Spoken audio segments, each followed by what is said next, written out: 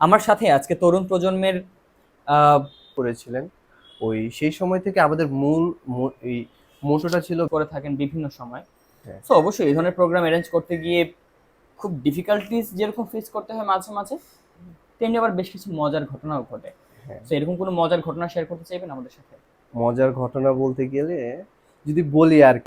গ্রাউন্ডের মধ্যেই ছিলাম হ্যাঁ, এবং রাত তখন প্রায় 3টা থেকে 4টা, সারা রাত কাজ করতে করতে করতে তারা পাচ্ছে না। তো এই ধরনের বেশ কিছু মজার ঘটনা সবসময় হয় এবং এগুলো আসলে ভালো এক্সপিরিয়েন্স। হ্যাঁ, এই যে নির্ঘুম রাত, সেগুলো আসলে অনেক কিছুই আমাদেরকে শেখায়, আমাদের বেশ ভালো কিছু এক্সপিরিয়েন্স দেয়। ওকে, সো আপনারা কয় ভাই বোন? আমরা 2 ভাই আর বাবা-মা আছেন।